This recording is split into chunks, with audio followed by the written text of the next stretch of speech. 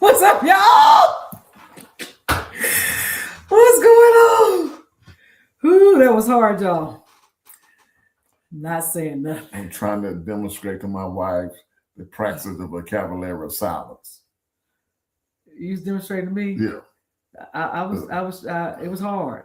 Yeah. It was hard. I know it is. It is hard. Okay, so before we get to that, how was y'all's weekend?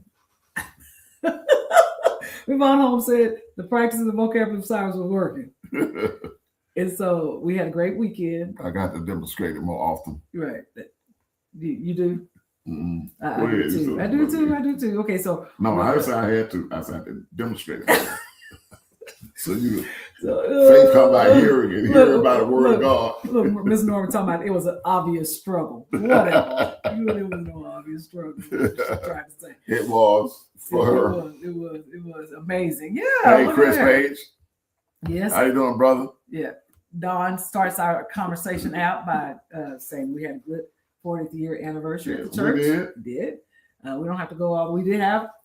I just amazed at the amount of people that we saw that we hadn't seen in years. Yep. And it was so good. I got a chance to love on a lot of them. So that meant a lot. Yep. And so Full and I had a conversation last week. First of all, it is February the 2nd. You guys, we are done with January already. Wow. And you see, I've got my red on for Love Month. And love for us is every day. But I already have my little red shirt on today. And so we're going to continue our conversation from last week. Look at here. Good to see you again, Granger. Good evening, everyone watching from the Dutch Caribbean islands again. Yes. Welcome back from last week. So you guys, last week we were talking about, these little things that we get all up in arms about. Or at least I was talking about my own personal stories, because that hopefully encourages you to reevaluate relationships and stuff we get upset about, the small things, even though they turn into big conversations. So, but anyway, so I did a little bit of research before we got on the call today, because I wanted to continue our conversation about what one of you guys said, and that is practicing the vocabulary of silence as it relates to, saying everything that come up in your mind, right? Hey, everybody. Good to have y'all on. And so what do you got to say about, just in general about practicing the vocabulary of silence? You've counseled couples before. I felt like I needed a little bit of, we were talking about it to a friend of ours who was at the house. And so we were just talking about the practicing the vocabulary of silence. And I was just saying, sometimes, I'm not the only one. I know that goes through those conversations. So baby, what do you got to say about practicing? You've been married. You were married for 50 years. A couple comes to you and tell you the story that we were talking about last week. What's your take on that? On what?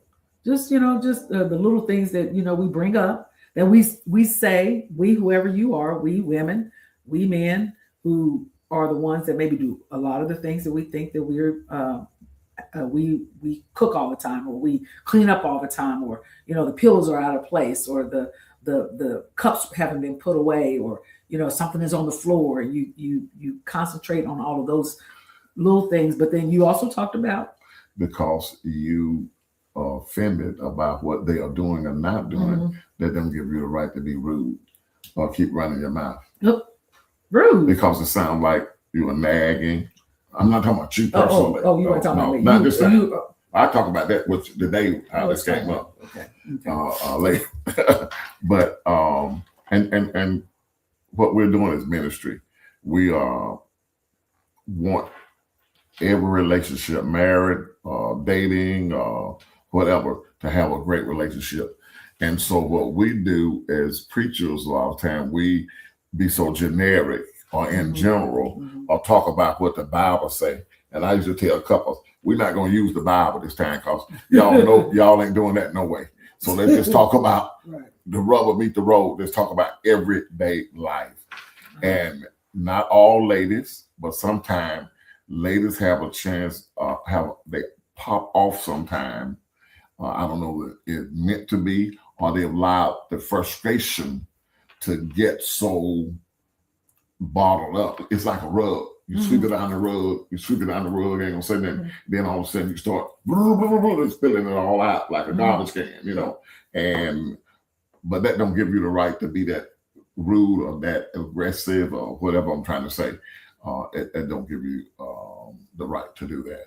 And so what you need to do, what we need to do as couples, is address issues when they come up, so they don't build up into this big old rug, big knot in it, and you're tripping over it every day and tripping over it every day. And then when you express it, it comes off negative. That's what I'm trying to say. Okay, so I gotta take on the screen, baby. You don't have your reading glasses. Your readers are over there. Yeah. So Don says, does practicing? This is Anthony Adams' mom. I know. Okay. I don't know why I keep saying that to you. For years. Okay. I knew Don before I knew you. Okay. So does practicing the vocabulary of silence make you inferior? No, it really makes you superior. Oh. Because he who controls his temper or who his anger, that means that you have more control. So you have more control by practicing vocabulary of silence. No, definitely don't make it inferior. Okay, but I think sometimes, let me just talk maybe even past relationships that I've had where I felt like I wanted to say something, but I didn't say anything, and so then that person, almost felt like they were running over me because I didn't say anything because I was. So that's why you treat me talk the way you do to me. You ain't talking to me. I tell you, you gotta hold on. Look, I'm about to take off my glasses. I got some in my eye already. He's about to make me go ahead right now. Look, so y'all be playing. I'm playing with y'all. And so don't clean it up. No, they know we're joking. Yeah. And so, but so that Don said that was a good answer, because I do think that sometimes we have failed. But Don, but it makes you, to me, it makes you the better person. It makes you a greater person because you got restraints. Yeah. So you like the Bible says, he who humbles himself shall be exalted. So that's how I look at it. It also keeps peace. Right. Because I'm one that I'm the one that practices the vocabulary of silence. And that's not just in my marriage. I'm not talking about this, I'm talking about in life. Yeah. Before I say anything out of my mouth with anger or venom, to hurt another person's feeling, I just don't say anything. I just be quiet because I never want to get out from my character, who I am as a person. And sometimes if I would have said what I had to say, even a couple times to Darlene, if I said what I was going to say, I would have been wrong. Now, she might have been wrong. She may have been wrong the way what she said or what she done, but I'm controlling myself because I never wanted anyone to get me out of character. That's my wife, my mama, sister, brother, children, or whatever. I always want to be caring for. Okay, so I got some questions for you because I'm gonna need some help with this for our studio audience too, right? So, y'all, this is not necessarily gender one way or the other, but I'm going to ask it in the vein that I'm reading it.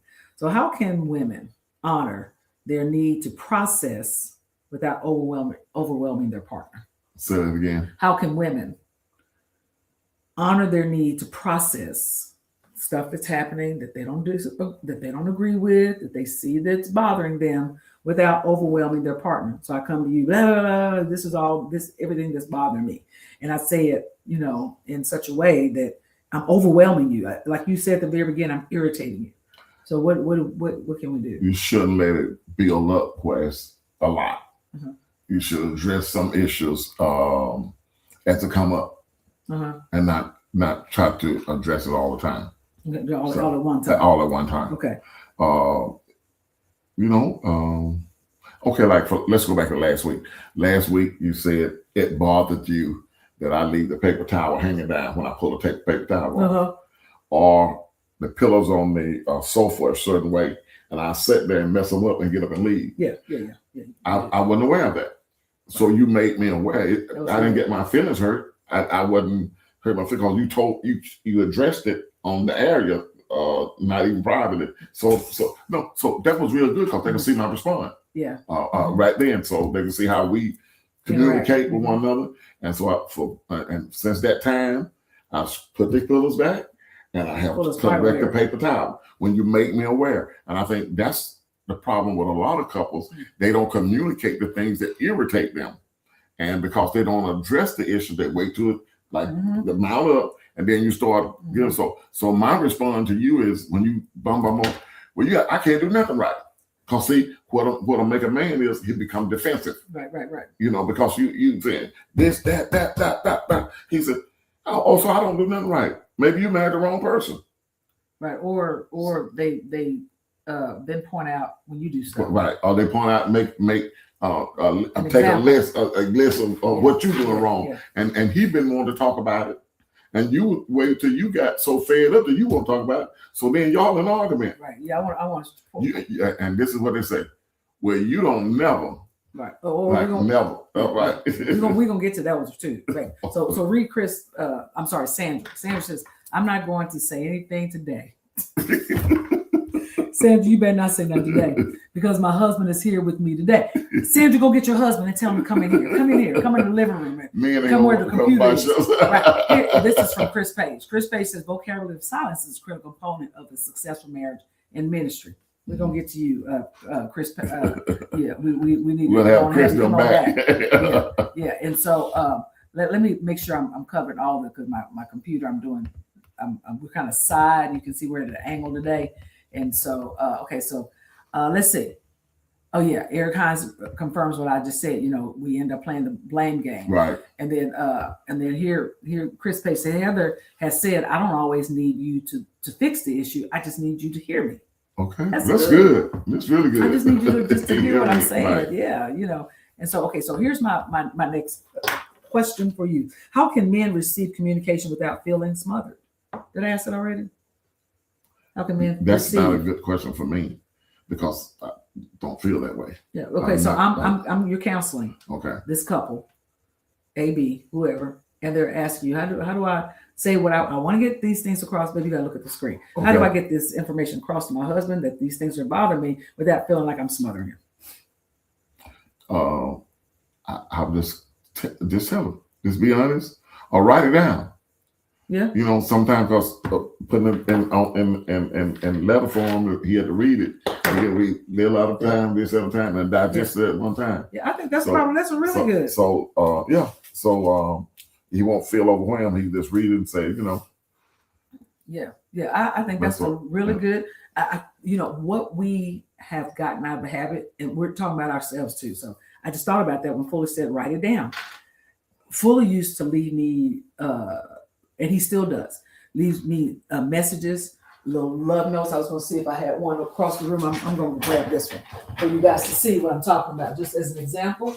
So he used to write these little love notes, and he still does, like I said, and he will, break up my desk. So Fuller left this. I know you can't really see it, you guys. Let me. Okay, so you can't really. It's backwards. It is backwards. It says Fuller loves Fuller. It says, I love you, Q. Q is my girl, with a heart in the middle, right? And so he leaves me these notes. And so when you were just talking about writing these notes down, right, to explain to your spouse how that makes them feel, to me that's intimate. Mm-hmm. That says I care enough about. I may not be able to express how I feel, but if I could just write it down to get my words, I don't want to complain about everything. So we have to be also careful not to be overly critical. And write a whole big dissertation, right? Because he don't want to read that now. He got it ready. He's probably going to say, or she's probably going to say, why don't you just come talk to me about it? Because I can't say everything I want to say. So writing it down. Okay, so baby, especially if you were upset about it, it's best to put it on paper. Yeah. Let me ask the studio audience a question, you guys, the Godfidenters. So what is something, you guys, you could have said in 2 sentences, but it took 10 minutes to say? What is something that you could have said in 2 minutes or 2 sentences, but it took you 10 minutes? I think that this is not a really good example, but just even last week, it didn't take me 10 minutes to tell or express to Fuller what I was feeling as it relates to cleaning or cooking and all of that, because I was able to say it, and we just kind of laughed about it. But but what for you guys? Have you ever said something that took you 10 minutes because we're going around in circles and stuff, like apologies, I misunderstood the request. Okay. She misunderstood the request. So it says, what's something you could have said to your spouse in 2 sentences, but it took you 10 minutes. Okay, so I'm going to go on from that. Y'all can write and you can post as you want to. But and I would say about communications, especially with the ladies of our time, we don't need another mother or school teacher or trainer. We need somebody to just talk to us. Yeah. Like for instance, today when we said practical vocabulary side. Yeah. Tell them what you was doing. Yeah, I was going to talk about it. Oh, but you can wait. Fuller, but time's look, get away. Okay. Man, it's 6:18 already. So Fuller was driving, and he had already said, "Listen." Listen, Linda. He didn't say that. Listen, Linda. He didn't say it, but I don't listen. I already know that about myself. I don't listen. I'm already on the hook. I'm already on tomorrow, right? So Fuller says, "Darling, we're gonna go have breakfast. When we leave breakfast, because the way the street is positioned, we're gonna go to the credit union. Then we're gonna come back around." And we're gonna go right. We're gonna go to Sam's. Oh yeah, we're gonna go to Sam's. We're gonna come back and we're gonna go to the credit union, and then we're gonna go to the store to pick up my medicine, right? And I said to him, because I didn't listen, because I was already on what I wanted to say. And I said, Fuller, where you going? He said, I just told you what we were gonna do. We're gonna go to Sam's first. Then we're going to go to the credit union, and then I'm going to go to the pharmacy and Kroger and pick up my prescription. And he said, darling, I said, this is a good subject, baby, for us to continue to talk about practicing the vocabulary of silence. He said, yeah, because you don't listen. Listen, audience, everything that I lined up was on the right side of the road. So I had to go to the left side, go back to the right side, go back on the highway now. I'm talking on the highway. That's not a road, the highway. Then back on the other side. Everything that's on the right side, I was making that stop in order. Then I was coming back on the other side where 3 stops would have been on my right when I turned around, when we made the 3 stops on the right and 3 stops on the left. Yeah. And then so it was on the right when we're coming back. I had to cross the highway, wait for the light to change, turn in front of someone. Everything was in order. And a lot of times, if you just listen, but see, that happens a lot. I'm not necessarily what you want to talk about in marriage and relationship, but it does have quite a fit with you, because you're always telling me how to drive. I don't say anything about you texting and driving, running up on somebody's bumper. I don't. Fully, you telling the story. I don't anymore. Since I kept getting on you about it. Okay, come on, keep talking. So no, and so you telling me how to drive. I've been driving about before you was born, and so you tell me about my driving. I ain't hitting nobody. No, you haven't. Okay. Yeah, you have. Okay, so I got. So a lot of things just keep to yourself. Practice the vocabulary of silence. Wait and just see what's going on before you say we talk about what we're gonna do. Then that's what we're gonna do. Yeah. Okay. Next question. You want to get off this real quick, don't you? Next question. Hey, Melissa, Ushery, that's strategic planning. That's right. That's a project plan for some of us, right? See, men think in order. Yeah. You're thinking about with emotions, and men think in order. We're logical. Yeah, but I think when you're talking, whoever it is, we're listening and we're trying to map out what you're saying. Like today, you gave me a roadmap. You did.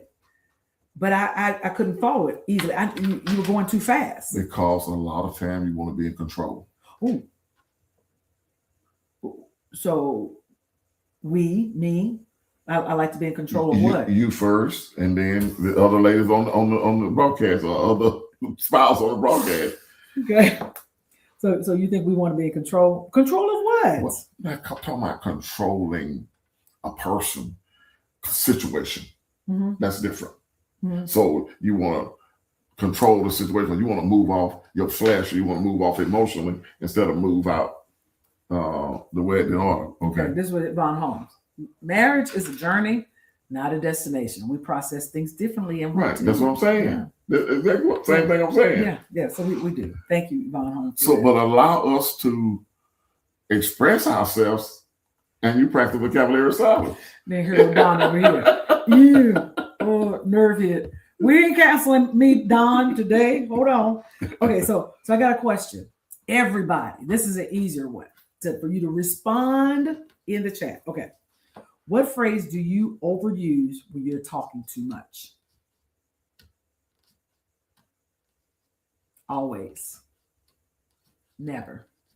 I don't do that as No. like No, I used to before, because I did use some always Right. and some nevers and that was because you was unhappy. yeah, you look at you so wrong. You always right. You said that the last time. You have my number for counseling. Yes, Chris, hush up, hush your mouth with the F on the end. But see, this is the kind of conversation that you hear people talk about marriage and relationship. They don't talk about.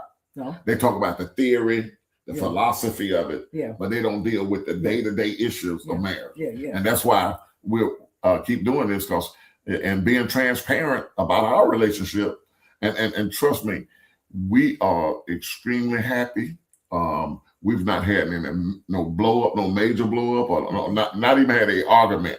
So that's good. Been married 3-4 years, going on 5, and not having an argument. Not that we have not disagreed or not agreed with everything with the other person, but we are extremely happy, and I'm looking for 20 more. Well, me too. The thing that came up in my head is I know that we've counseled some people, and the first thing that people go to when, not the first, in the conversation, especially if you've been dealing with same issues for a while, I'm going to leave. This is a good one.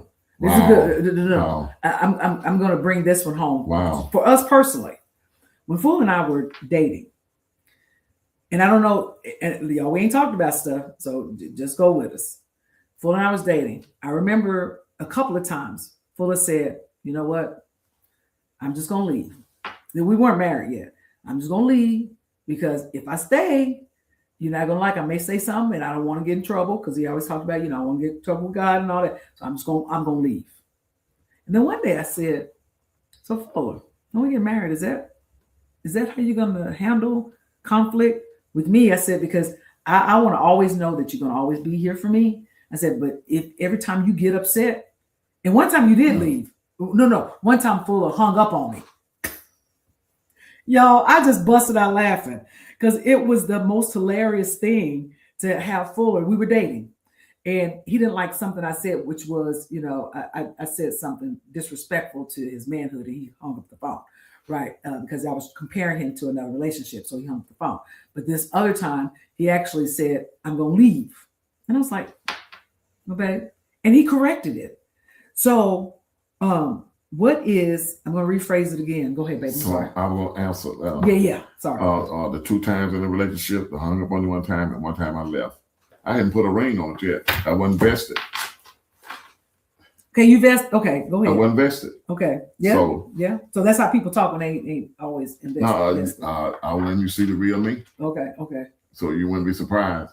But I hadn't did that one since we were married. No. That not happened. I not hung up on you, and I never threatened to leave. No. We wasn't in covenant then. Yeah. But still don't compare him with another man. You don't compare your wife with another woman. That's the thing you don't do. Yes. And so I'm going to read the screen for you. So it says, "Oh, I know what it was. I was telling you about something, what to do or how to do. And I meant it innocently, but the other person that you was dating used to be controlling. Mm-hmm. So you compared me, what you've never seen that in me, that you compared that I'm telling you, making a suggestion. I'm more making a suggestion of what to do.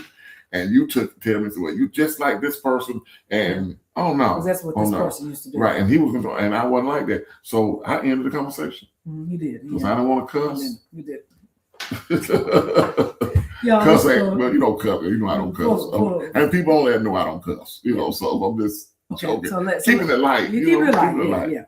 because this is a serious conversation that a lot of people, a lot is another word that we use. A lot. Okay, so Miss Norma says we grow in marriage by learning each other's ways and honoring their differences. God's perfect plan for us to grow. Yes, absolutely.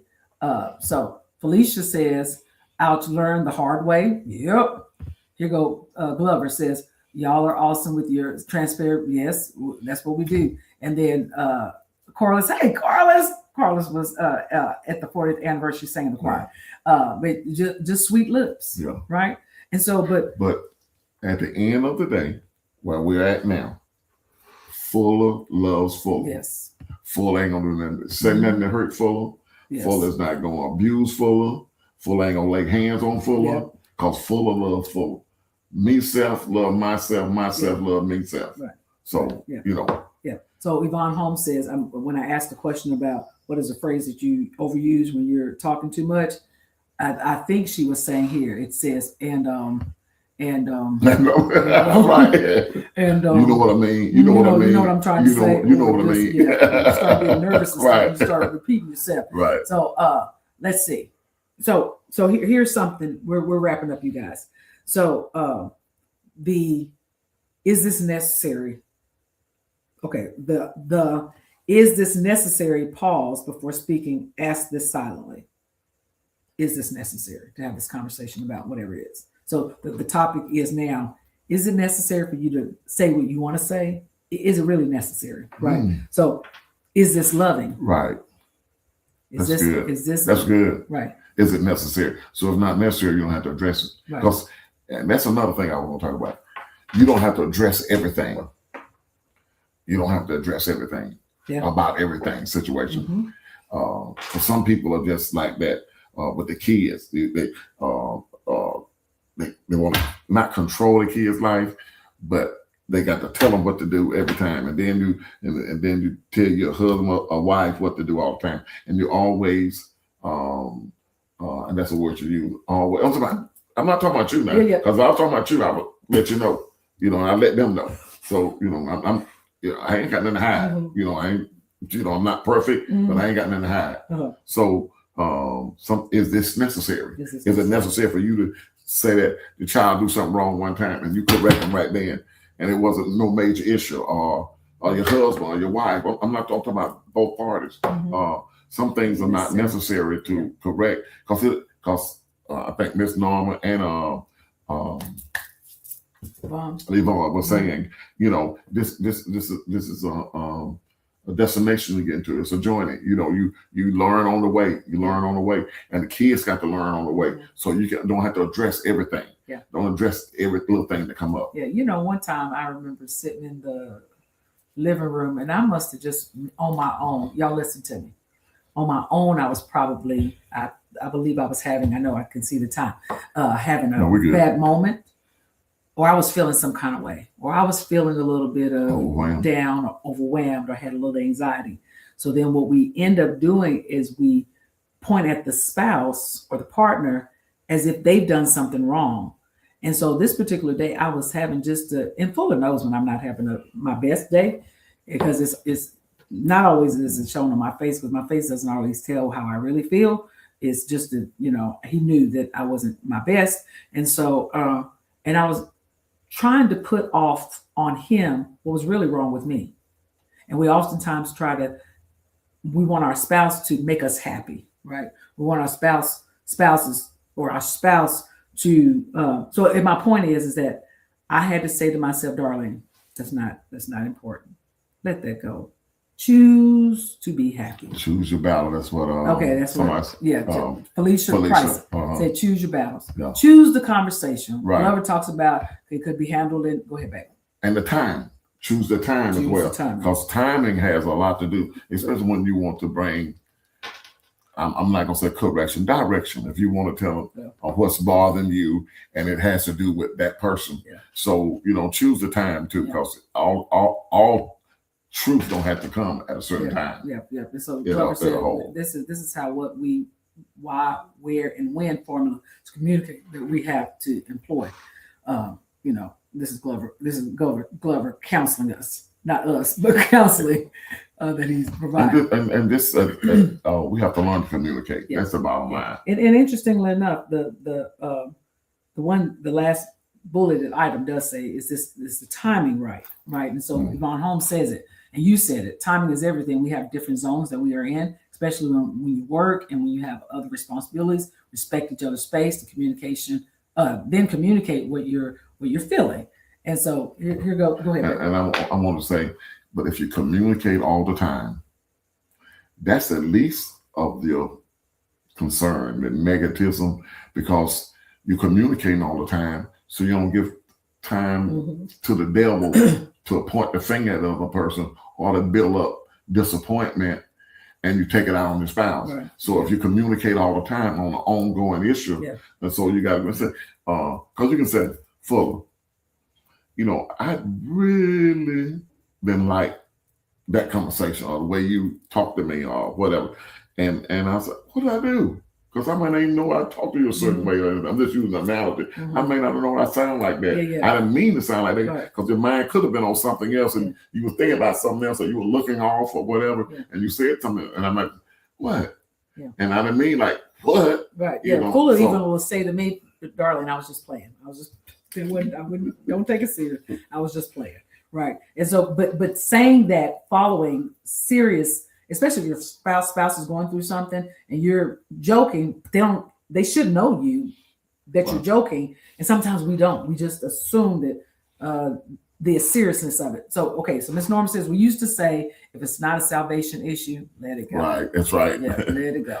And then Glover then says we have to be mindful of nonverbal. Yep. I just said it different, Mr. Norman. I just said if it's not a kingdom issue, we ain't gonna deal with it. Right. Here's the final one. Is it loving? Ooh.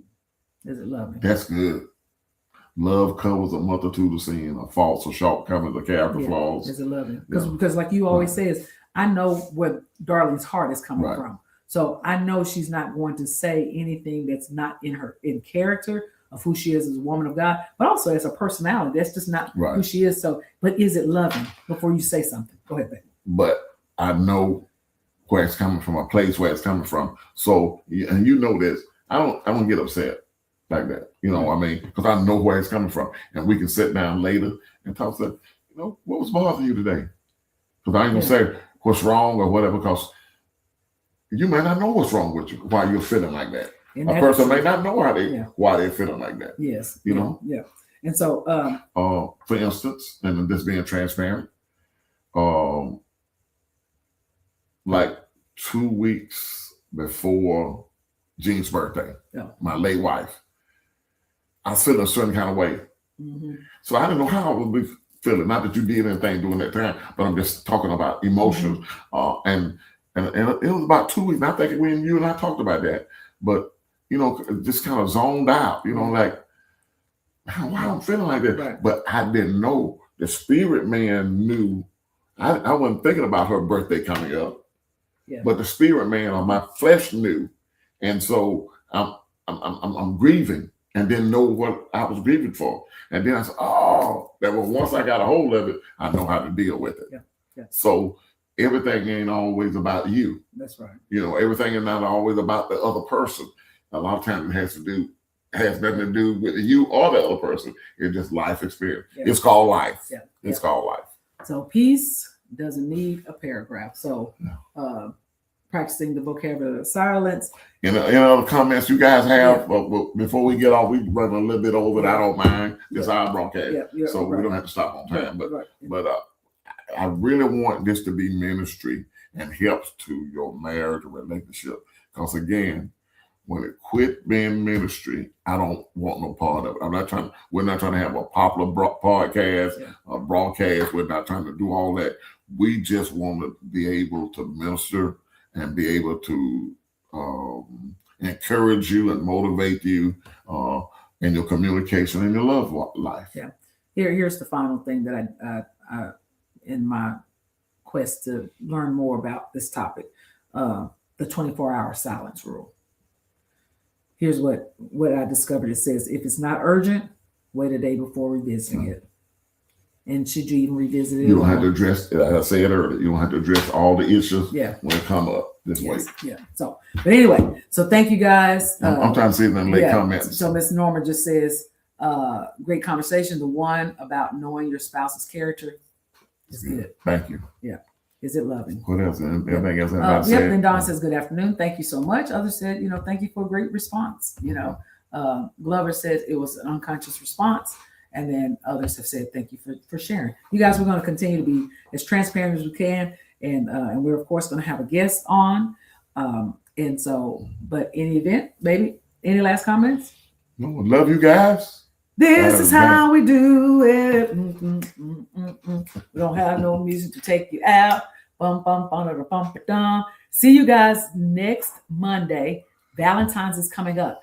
What we want to know, can you drop it in the chat? What are you doing for Valentine's Day? Every day is a loving day. Fuller does a lot. In fact, he took me kind of Valentine's shopping, closing out Christmas today. I took some things back and we ended up buying too much. Three times as much you take back. That's going to feed into my Valentine's gift. Yeah. So anyway, you guys, y'all have a great week. Fuller's got a minister this weekend in Birmingham, Alabama, at True Divine Baptist Church. Dr. Stephen and Yolanda Huntley. Yes. And this is their Founders Day celebration. And I've been going down there almost 30 years. Wow. I don't know, is it 28, 20 man? Yeah. But I've been going every fourth Sunday in January. Yeah. And we have a golf event coming up locally. So we'll tell you guys out of church. Yeah. So we're invited to do the marriage thing. They said we could use the platform of golf events that we like. Yep. And we're going to Hattiesburg, Mississippi to preach. And we're going to Ashburn, Georgia, down near Tifton to preach in March. Okay. And then Austin has a swim meet this weekend. So I'm going to be in Florida while Fuller's in Birmingham, Alabama. And then we'll be back with you guys on Monday to talk some more before Valentine's Day. So what are you guys doing for Valentine's Day? Y'all can drop that too in the chat. Otherwise, you guys, we will see you on the next broadcast of God for This Jazz Concert. Cassandra says jazz concert. Okay. And you guys, we're going to go to look at the Motown Under the Stars at the Atlanta Museum, I think. Okay. So we're going to look forward to that. So you guys have a great rest of your day, and we love you. We will see you next week on God.